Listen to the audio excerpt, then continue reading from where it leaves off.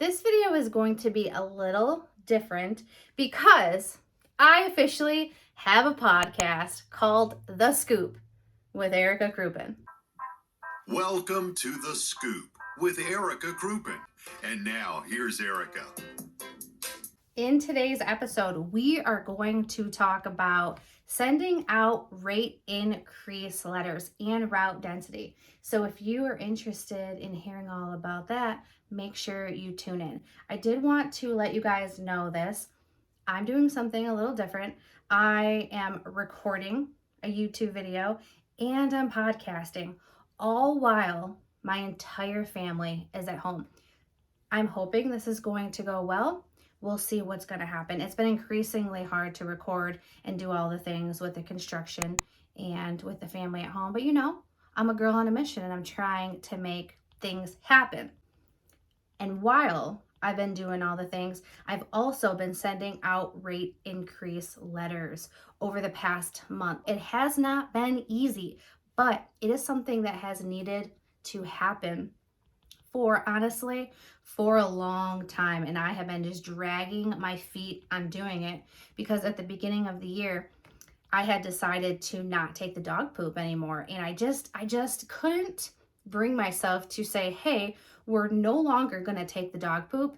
And by the way, I'm jacking your rates up. So I had to figure out which way I needed to go first. Stop taking the dog poop. That by far was one of the best decisions that I made for the business. Now it's time to jack these rates up because of inflation. But before we do a deep dive into that, I want you to know today's video is sponsored by Jobber. Not only does Jobber create a smooth customer experience, but Jobber also helps me keep track of my routing, my invoicing, my customer communication, and all of the things. Jobber has this really easy to use dashboard that I use on my laptop all the time. And I personally like to set it in the schedule view and then a filter to map because it brings up a large map of my service area where all my houses are at. And then I filter it down to look at exactly what I need to look at. And I'm able to keep track of my route density, see how good it is, and then I can also see if maybe I've taken on a house that's too far, that's maybe a little further out than I need to. So as the days go on, as I'm bringing in new customers and getting rid of older customers, I'm able to really tighten up those routes, and that is super duper important for profit. And as much as I love the dashboard, I love the mobile app even better because we're allowed to clock in and out of each job. And over time, it collects the data. So I'm able to go through all of those jobs, see how long it's actually taking us. So when it comes time to increase my rates, I'm able to use data to accurately increase those rates. If you could use a little extra business brain help like me, go ahead and click my link down in the description or show notes to get your 14-day free trial. Now, let's get back to the video. Rate increase letters. What are those? They are a letter that you will send to your client, letting them know that you are increasing their rate. I personally don't think that these need to be super long and super lengthy. They need to be straight to the point. Now, did I create my own rate increase letter? No, I didn't. What happened is my payroll company increased my rate. Surprise, surprise, right? Like I didn't think that was coming. Was I mad? No. I was anticipating it, but I really liked how they had their letter written, and I liked the verbiage. So I copied, I pasted it. I made some tweaks. I did some things differently, but this is the thing is us as small businesses, it's not like we have a ton of money to put towards advertising and marketing and market research and what works, what doesn't work. But what we can do is we can utilize what we're using, right? And take inspiration from that. I have a payroll company. I pay them every 2 weeks to take care of my payroll.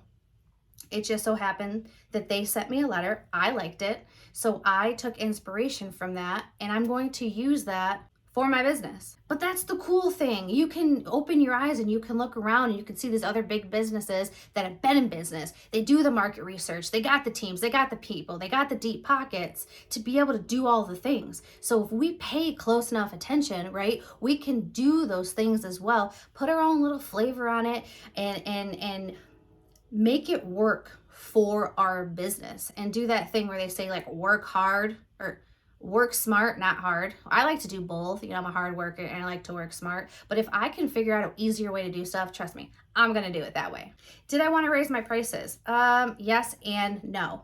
No, because I was afraid that my customers were going to go ahead and they were going to leave. Yes, because everything is getting more expensive. And I wanted to increase the profits. We all want our businesses to be more profitable. So, with everything that was going on with gas, supplies, payroll, all of it, it was time for me to increase those rates. And I had some customers that were still priced at my old pricing at $55 a month. I'm losing money at this point on those customers. I just can't do it. So I was at the point where either I was going to have to get rid of those customers or shoot my shot, raise their rates, and if they stay, awesome. If not, good day. It's been a pleasure serving you. Have a good one. And for a while, I struggled with that because I felt bad. But I've learned I have to take the feelings out of business and do business. Has this process been fast? No, it's been a very slow process. I've actually been working on this for the past month, right? So I had to do an audit of all my customers. I had to go through, I had to get all of their information because I wasn't just doing a flat rate across the board. I was individually looking at people's profiles, looking at how many dogs they had, how long it took for us to scoop them, and then adjusting their rate accordingly from there. So it was very like individual. If I were to just be like, you know what, everybody is where they need to be, I'm gonna do just like a market rate increase at like maybe $1 a week or $2 a week or something like that, things would have went by a lot faster. But because everything was so personalized, it took more time. And I didn't want to raise everybody's rates all at once. So I did it by like 15, 20 at a time, sent those emails out. I actually started with the customers that I wasn't too worried about losing, right? I was okay with them leaving if they decided that my rate was too high for them. So I started with them first, got the feedback, see what happened, and then I went on to the next set of people. And overall, so far, I feel like I've only lost like 5 people. So it hasn't been that bad because, right? So I've raised the rates. So now technically I'm going to be doing less work for the same amount of money. And am I excited about these people leaving? No, of course not. But it's just what had to happen. And I know that we provide a good service. We're a solid company.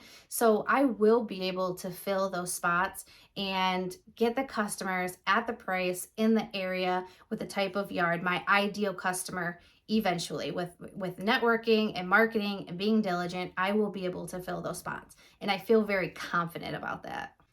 And the reason why I feel so confident is because I have jabbers, like my second brain really helped me out in keeping me together, because I use Jabber so much to track everything. So when it's time to like sit down, I can pull up the customer's profile. It has all of their information in there. It has all of their notes.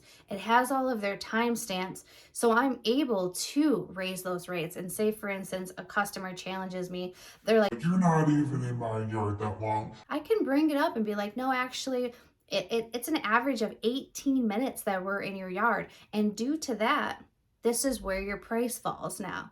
So I have some type of security and some type of backup to make me feel confident when I'm doing this type of stuff. So this is what I did. I got a master copy of the letter that I was going to send out, and most people were going to go up like $10 a month. It was nothing crazy. Like it varied between like $10 or $6 a month or $4 a month, which is crazy. 2 people that I raised their rate $4 a month.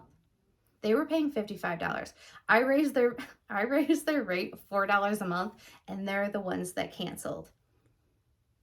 I was shook. I was completely shook. But, have you ever heard the phrase, you keep them how you got them? Well, that's just a proven point right there. I raised my rates. I was feeling terrible. I didn't raise the rates for 3 years because I felt bad. The moment I raised the rates, $4, they dropped me like a hot potato. Take your feelings out of business, Erica. Take your feelings out of business. But anyways, so I had that master letter and I copied and pasted it into an email. And then I individually sent out that email. And what I did is I had all my customers printed off on paper and I just went through every single one and I said like email sent. And then I waited for them to respond. If they didn't respond, I just went ahead and I changed the rate. And then I went into Jobber. I made the rate adjustment. So when they got billed the following month, at the new rate, everything was smooth sailing. And I know you're dying to know what this letter is. So I'm going to go ahead and I'm just going to read it to you. Okay. But this is just between us. Don't tell anybody else, okay? Dear customer, I did put their name in there though. Effective November 1st, 2022, our pricing will be increasing slightly. Your monthly base rate will increase by $6 a month. We value our partnership and work to keep our pricing as affordable as possible. It is a pleasure to serve you, and we thank you for your trust. If you have any questions, please feel free to reach out to me directly. In addition, should you have a friend or neighbor that would benefit from our services, we will thank you with a free scoop for any referrals that become a client in partnership with you, Erica Kroopin. Short, sweet, to the point. It says who I am. It says what's happening, when it's going to be in effect, how much it's going up by. If you have any questions, don't hesitate to reach out, and then gives them the opportunity to do a referral to get a free scoop. That's a winner. That's a winner right there. Yeah. Overall, it's been pretty good. Yeah, I've lost some customers, but like I said, I'm gonna replace those. And if you guys are liking this content and it's bringing you some value, if you want to go ahead and subscribe, follow, do all the things, you can follow me on social at Kroopin, Poopin, Scoopin. And for the podcast, I actually made a separate Instagram. It's called The Scoop Podcast. So you can go ahead and follow me over there. It's brand new. I just started it last week. This is the thing, is I have actually been having a brand identity crisis for quite some time because I have my business page, which it's Kroopin, Poopin, Scoopin.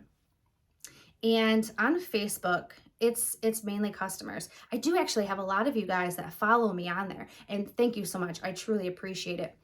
But I've been kind of in this weird position to where I'm confused on who I'm talking to with that page on Facebook and Instagram, because when it started off, it was just for my customers. So when I post on there, that's who I'm talking to, that's who I'm targeting, because it's really important for you to understand and know your audience when you are posting material, because you get a good sense of like who you're talking to.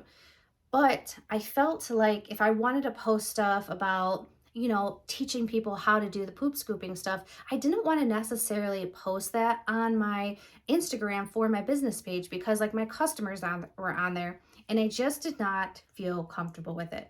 So what I did was I created that Scoop the Scoop podcast Instagram.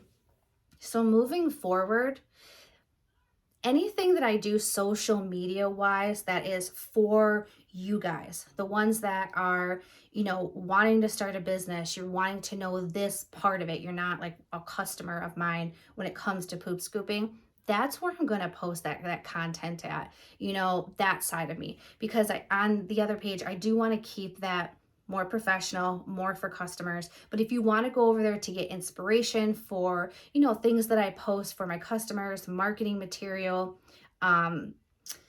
advertisements that I run, engaging posts, contests, events, all that kind of stuff, definitely go over there and check it out for inspiration. But just know that those pages, my customers are my target audience. But over on the Scoop podcast, that's where I'm going to be talking to you guys.